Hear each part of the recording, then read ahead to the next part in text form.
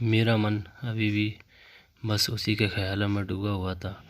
आँखों से उसका चेहरा मानो हट ही नहीं रहा था। वो बार बार मुझे आवाज़ दिए जा रही थी।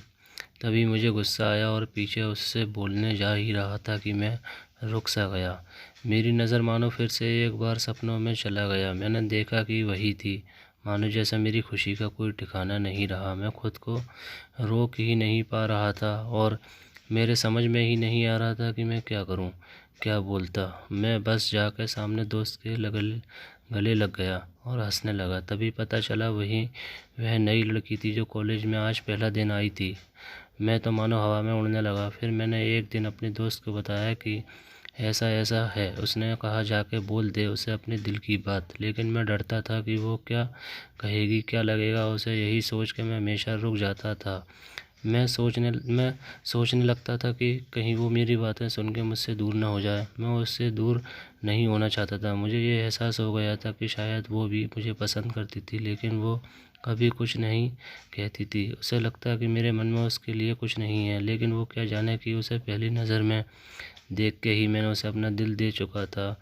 दिन बीतते गए। हम लोग एक अच्छे दोस्त की तरह साथ रहते और बातें करते थे, लेकिन ना कभी मुझे हिम्मत हुआ उससे कुछ भी कहने का और ना ही उसे। वक्त बीत गया और इस तरह हम लोग की पढ़ाई पूरी हो गई, लेकिन मेरे दिल में उसके लिए अभी भी पहला और आखिरी प्यार और शायद उसके लिए भी। और इस तरह से हमें सबको अलग अलग कंपनी में जॉब लग गई।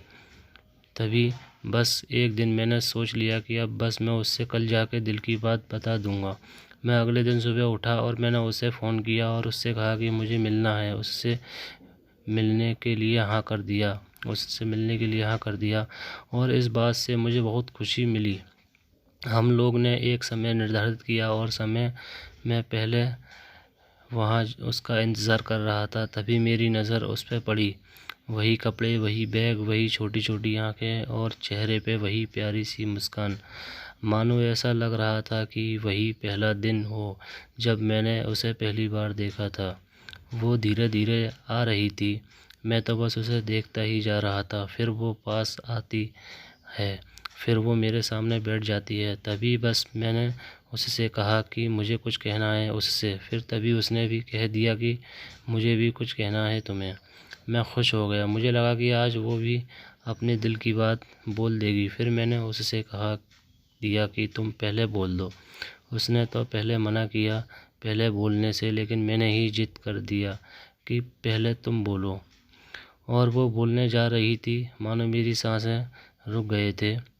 उसकी बातें सुनने के लिए सब कुछ थम सा गया था। बस ऐसा लगा मैं और वो और कुछ नहीं आसपास। फिर उसने अपने बैग से एक कार्ड निकाला और दिया मुझे। वो जो पल था वही पहला पल जब मुझे लगा कि मेरा सपना था और सपना टूट गया। उस कार्ड में उसकी शादी का आमंत्रण था। बस फिर क्या, सब कुछ वहीं रुक गया। शायद मैंने बहुत देर कर दी उससे अपनी दिल की बात बताने में, शायद बहुत बहुत देर। फिर उसने मुझसे पूछा कि तुम क्या कहना चाहते थे। मैं क्या कहता। तब बात बदल दी और वो चली गई और मैं वहीं बैठे रह गया। मुझे उसे अपना बनाने का बस एक ही सपना ही था शायद, जो एक समय पे आके टूट गया। वो आज का दिन और पहला दिन मानो क्यों आया था मेरी ज़िंदगी में, अब तक ये बात समझ नहीं आया। पहला दिन भी एक सपने की तरह आया और कुछ देर बाद टूट गया। और ये आज का पल जो फिर से एक सपना बनकर एक पल में टूट गया। इसलिए दोस्तों, कभी भी अपने दिल की बात बताने में देर ना करो, वरना इतना देर हो जाते हैं कि अपने प्यार को बस सपने में ही अपना बनाना पड़ता है। दोस्तों, आपको मेरी ये कहानी कैसी लगी मुझे कमेंट करके ज़रूर बताएं। मेरी वीडियो को लाइक शेयर एंड मेरे चैनल को सब्सक्राइब करना ना भूलें। Thank you.